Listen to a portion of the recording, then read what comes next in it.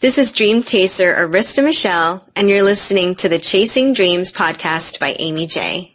Hi there. My name is Aimee J. Before we get on with the show, I wanted to explain a few things. Some of the initial episodes of Chasing Dreams was originally part of my other show, Aimee J Live, over at AimeeJ21.com. Because of that, this episode you are listening to right now may mention a different episode number, and you may hear reference to Aimee J Live. Don't let that confuse you. This is episode number 8 of Chasing Dreams. And now, on to the show.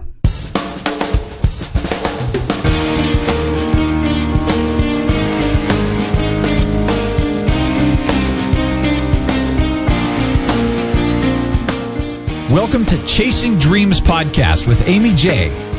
Aimee believes that realizing a life without regrets is achieved by taking chances, chasing your dreams, making moves, and overcoming your doubts. The Chasing Dreams podcast will help you overcome life's obstacles, believe in your potential, and inspire you to face your fears. And now here's the woman who is passionately pursuing her dreams, Aimee J. Hey folks, this is Aimee J, and thank you for joining me today on episode 19 of Aimee J Live. With me today is Arista Michelle. Hello, Michelle. Hello.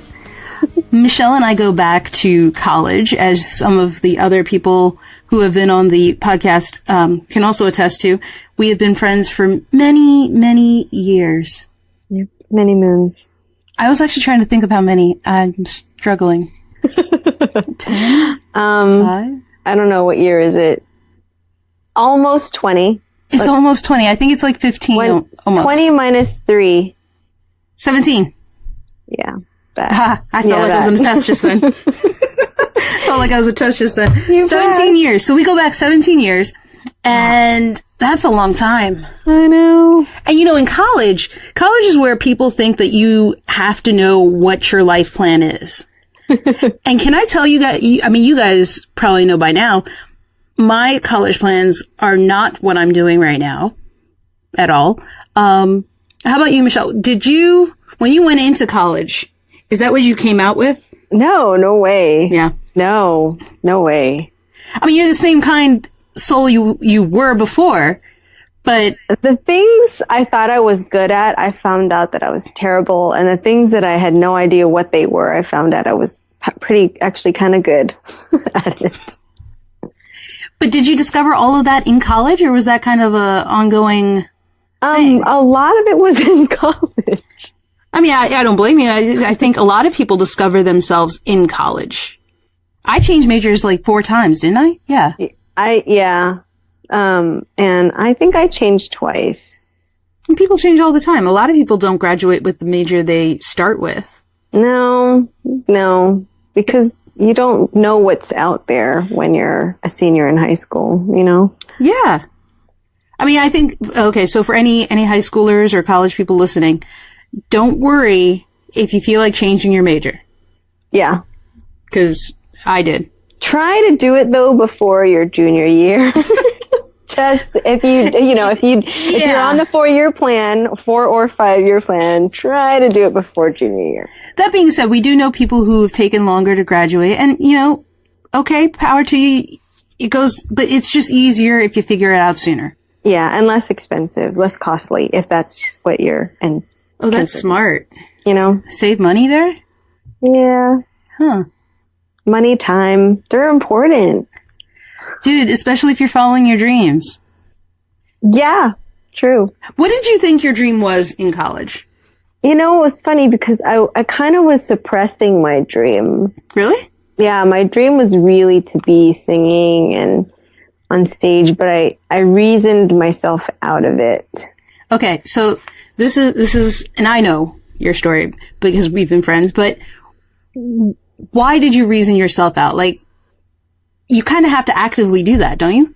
Yeah, you do. You look at, I think a lot of us do it. We look at, especially for what I wanted to do, which was entertainment, you kind of look at just physically. Talent was not the concern. It was more just at the time, there weren't very many roles in plays or television for Asians. Yeah. And real quick, this was before YouTube blew up and all those other things. This was, before cell phones were, back when cell phones had roaming. If you know what roaming is, then you know what year this was. This is before smartphones and iPods. Wasn't it before iPod? Yeah, it was before iPods. It was when some cell phones most had an antenna. Yes.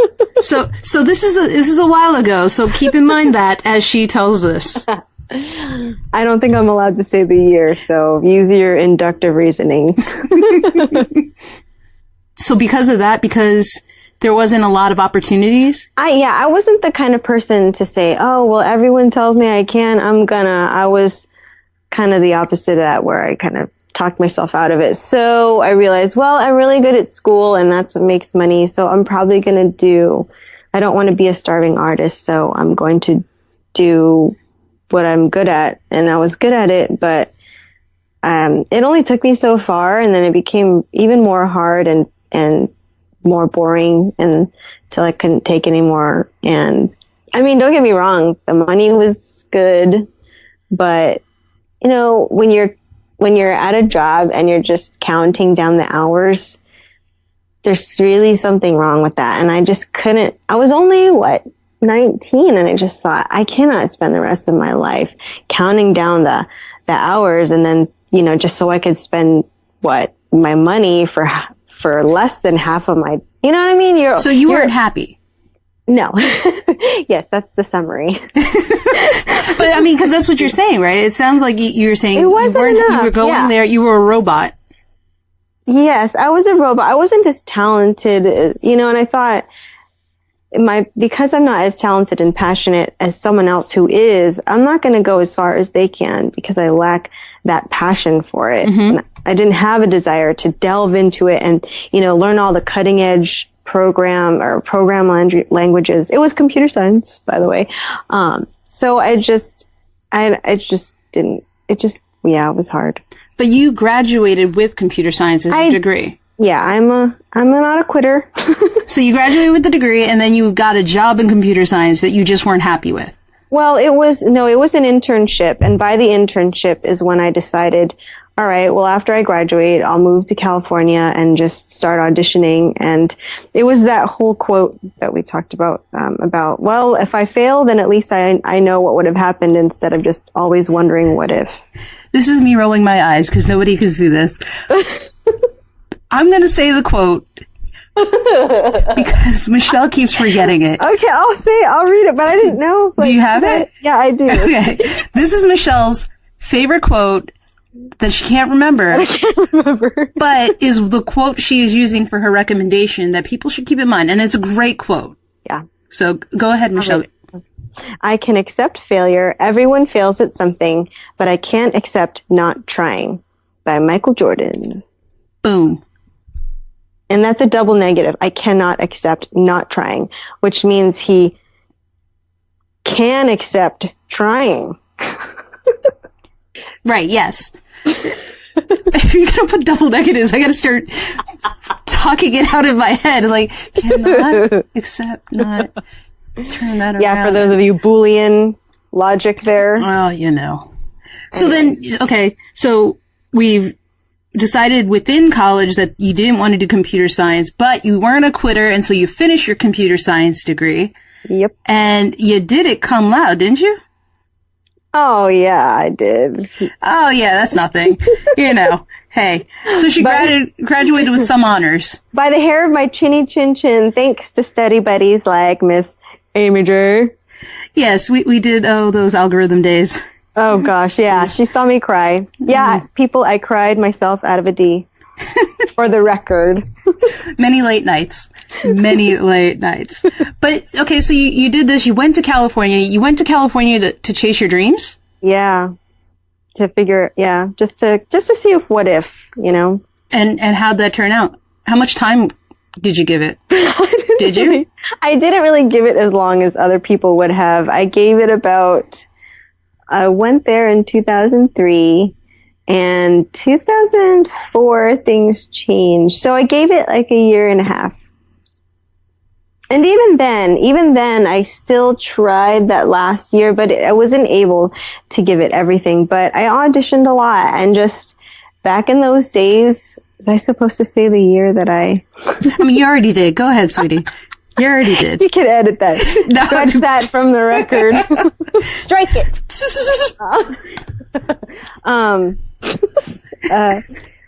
Yeah, so back then, just the mainstream entertainment, it wasn't as diverse, let's say, as far as ethnicity as it is now. So it was rough, not just for me, but a lot of actor colleagues or classmates in my acting classes. It was hard for a lot of us those of us who were Asian to find any roles.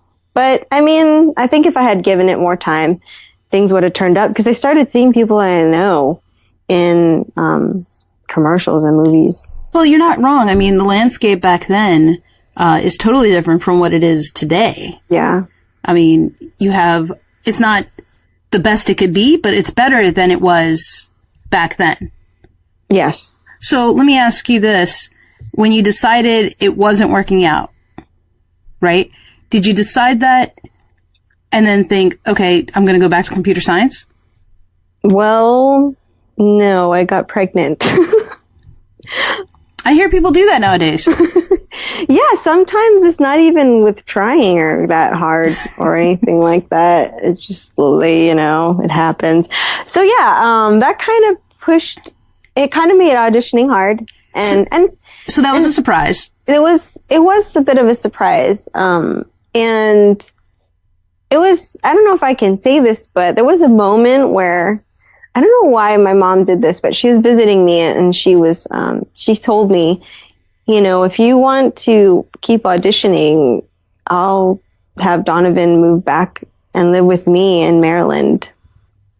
And I had been trying to do both, be a mom and work and audition on the side. Mm-hmm. And that's when I had to choose between my son and that dream. Which is not an easy choice. No, because at the time it feels like it's a forever choice. Yeah, it's funny how those in-the-moment decisions can kind of have that everlasting feel to it. But Donovan is a sweetheart. He is. Guys, he's fantastic. And you had him, and then what did you do? Did you go back to the thing you knew? No, I ended up just trying to get just any administrative temp job, because programming for me, that field of programming, the language itself and just technology, it changes so fast. And so even though it had only been 2 years since school, it was probably already really outdated. You know what I mean? So I ended up just finding a temp job, and I happened to get a job at a school where I could do graphic design and be a photographer. And I didn't have a graphic design background, but I just kind of had some raw talent that was able to get me and what I needed, get it done for that school. So you ended up you did something you didn't hate, but you were trying to make a living.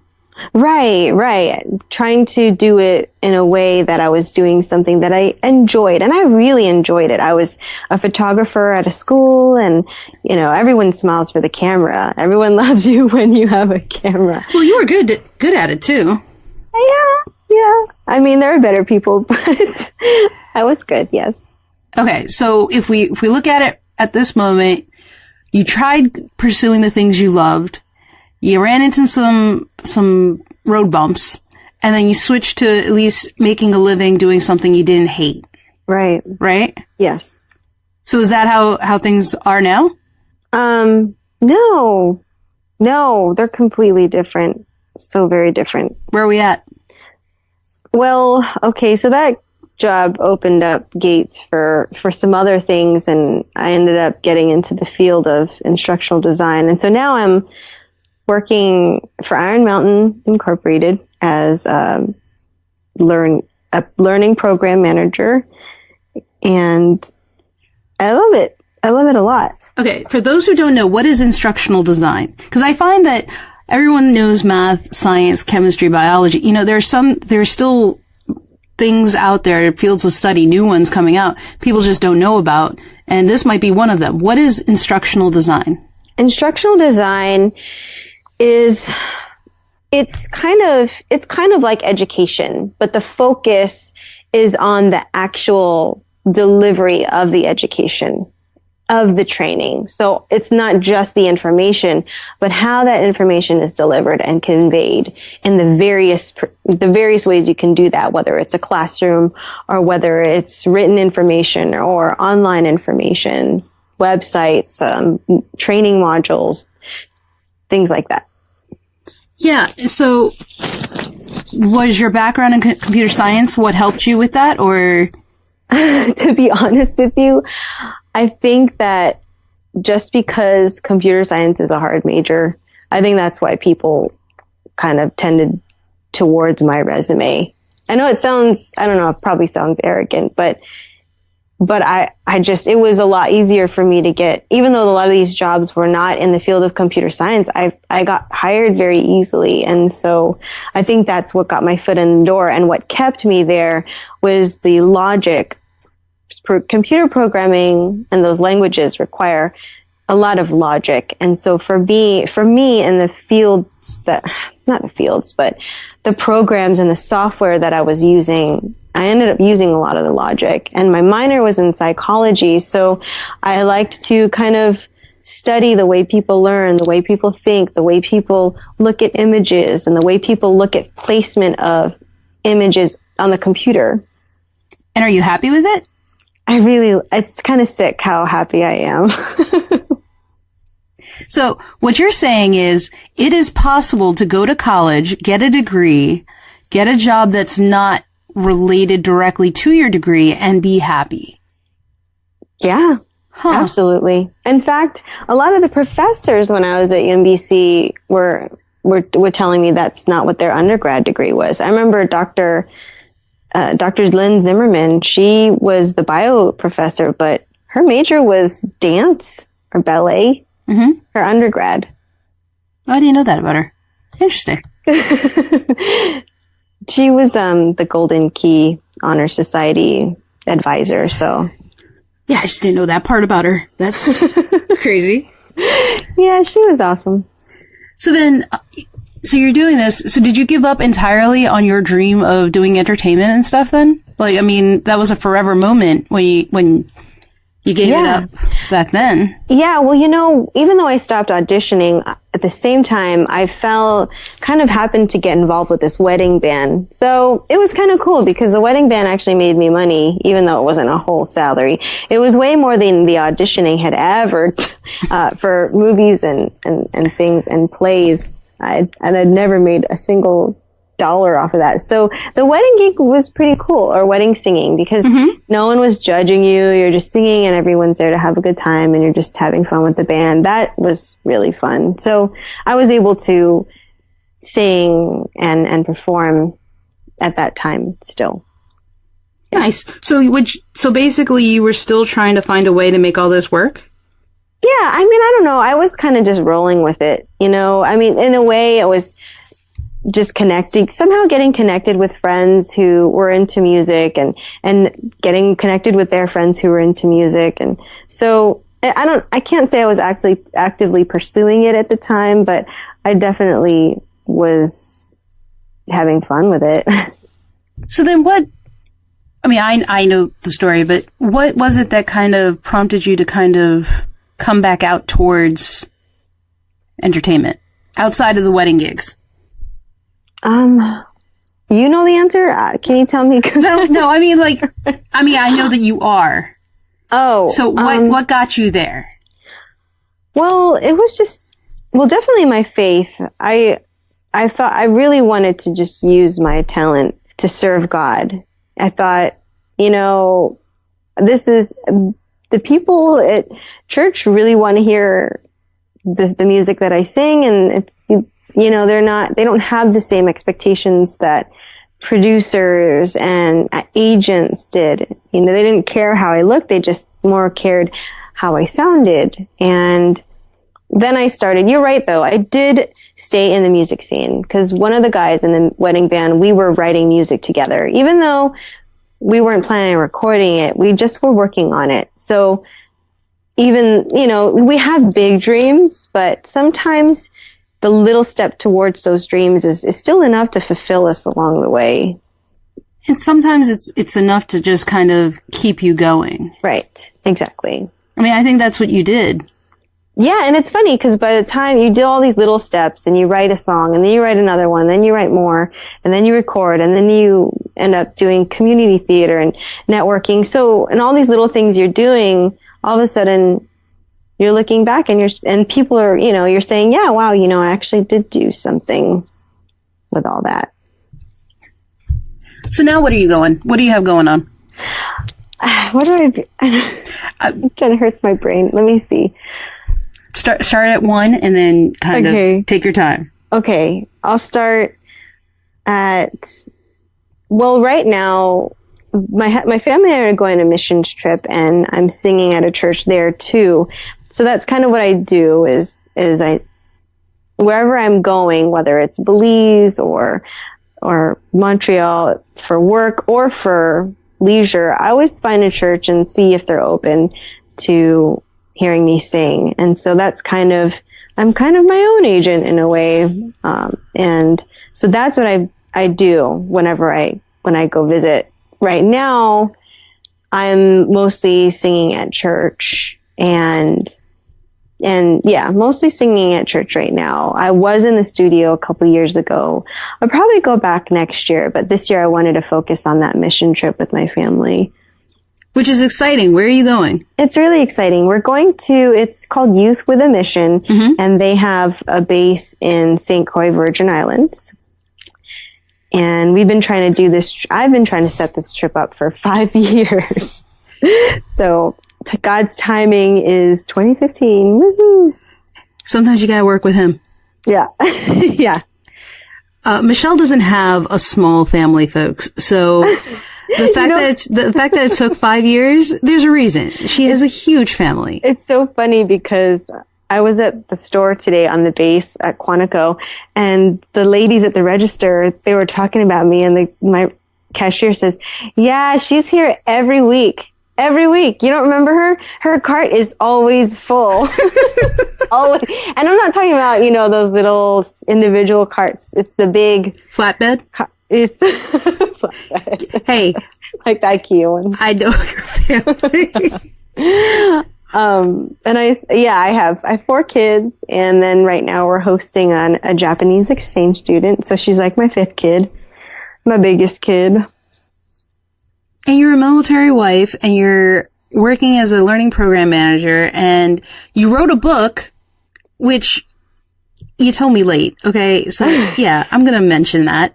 So you're a self-published author, which is a lot more than a lot of people can say. Links to Michelle's YouTube page, homepage, and the book and anything else will be on the show notes. You guys can check it out and get that information there. But yeah, you're doing a lot. And about the book, if anyone wants a PDF version, I give the PDF versions free. So you can email me, aristamichelle@gmail.com for a free PDF version. But yeah, you can order the books at those links. Or tweet her or message her through one of the things. I'm not going to put your email on the post, but okay. Well, I didn't want to. I just said it though. Are you going to delete that? Okay. Well, no, because they've listened and they deserve to get it. Ooh, yeah. See, you deserve it. But I'd rather you not get spammed because I put your email out of there. So contact her either through her website, Twitter, or email her if you've listened to the podcast, so that you can get a PDF copy. But definitely check her out. Yeah, sweetie, that's one of the reasons I wanted you on here is because you had such a storied life. You didn't have an easy path, and you may not be professionally represented at the moment, but you're still doing what you love. I am. You're right. I love every second of it. I love every second of it. It's true. And there are trade-offs. I think someone said, how do you find the time? And I didn't know what to say, but I thought about it when I was at home and I saw these people washing their cars and I thought, That's how I find the time. I should be washing my car, but I'm writing a song. We'll just pass it off on to the kids. Kids can wash the car. Right. Hey kids, it's water play. No, it's not easy doing entertainment. It's not easy doing what you do. Do you find that you're supported though? You know, when God calls you and when he has your back, then it doesn't really matter who else does. But yes, my husband supports me. And if anything, you know, without his support, none of this would happen. So shout out to Matthew Leone for his support, because he does support me. And even when he's been deployed, just knowing that he still supports me from far away gives me hope and inspiration. So let me ask you this. You chasing your dreams stalled for a little bit. You went back to it. You're kind of achieving it now in a different way. Do you have a goal for yourself or something you want to see that's on your bucket list in relation to your dreams that you want to see happen? I have a lot, but one, I would like to sing in India.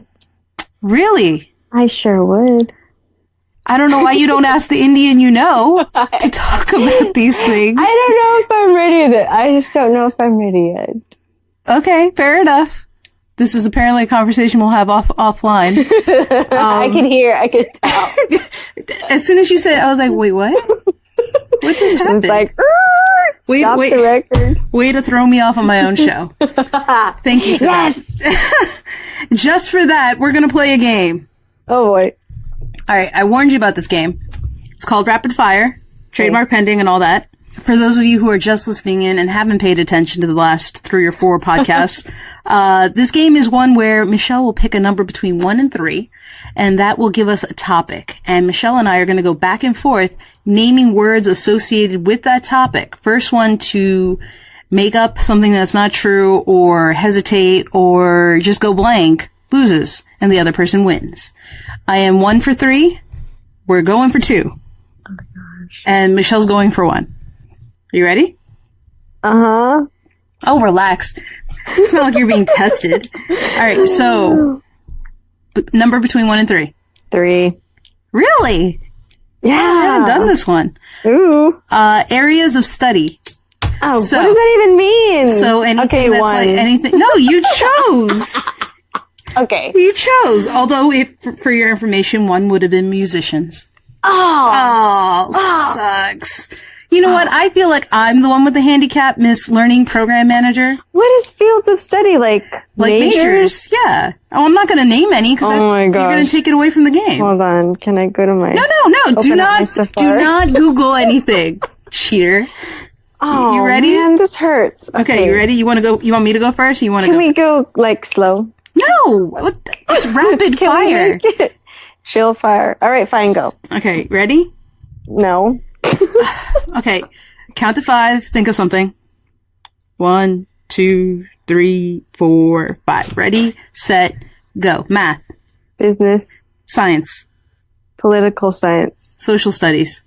Computer science. History. Psychology. French. Language. Spanish. German. Latin. Greek. Arts. Humanities. Photography.